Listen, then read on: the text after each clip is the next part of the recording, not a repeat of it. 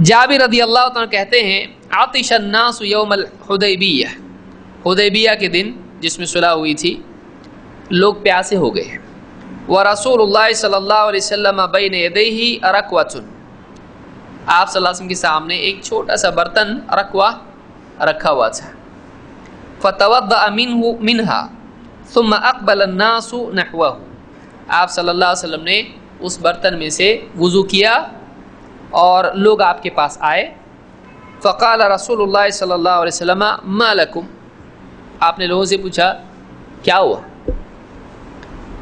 قالوا یا رسول اللہ لیس عندنا ماء نتوضأ به، لوگوں نے کہا اللہ کے رسول ہمارے پاس تو پانی نہیں جس سے وضو کریں، ہم پانی نہیں ہے، وضو کے لیے پانی نہیں ہے ہمارے پاس. ولا نشرب الا ما فی رکوتک، اور اگر پینے کے لیے ہے تو وہ بھی وہی ہے جو آپ کے پاس تھا، ان اتنا ہی پانی ہمارے پاس ہے جو آپ کے سامنے بھی ہے، اور پانی نہیں ہے، پینا بھی پڑے گا تو اس میں سے پینا، آپ کو دوسرا کوئی پانی نہیں ہے ہمارے پاس.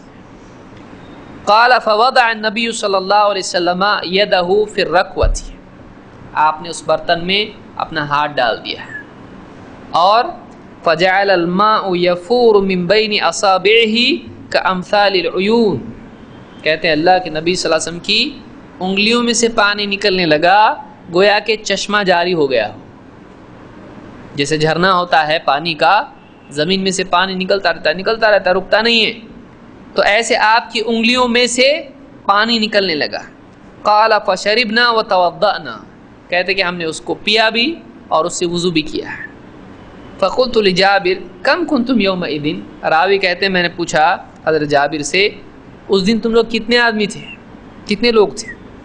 قال لو كنا 100,000 لكفانا، انہوں نے کہا گنتی کا کیا پوچھتا ہے، اگر ہم 100,000 بھی ہو جاتے تو بھی کافی ہوتا.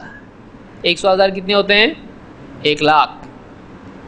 كنا 15,100، اس دن ہم لوگ کتنے تھے؟ 1500 لوگ تھے. 1500 لوگوں کے لیے وہ پانی وضو کے لیے کافی ہو گیا جو آپ صلی اللہ علیہ وسلم کے برتن تھا جس میں سے آپ نے وضو کیا تھا. تو 1500 لوگوں کے لیے، یہ مطلب یہ گواہی ہے، دیکھا انہوں نے ایسا ہوا ہے، یہ خبر ہے کہ ایسا ہم نے دیکھا کہ 1500 لوگوں کے لیے وہ پانی کافی ہو گیا جو آپ صلی اللہ علیہ وسلم کے برتن میں وضو کے لیے رکھا ہوا تھا. اس کو امام البخاری نے کتاب المغازی میں ذکر کیا ہے، صحیح بخاری میں روایت موجود ہے.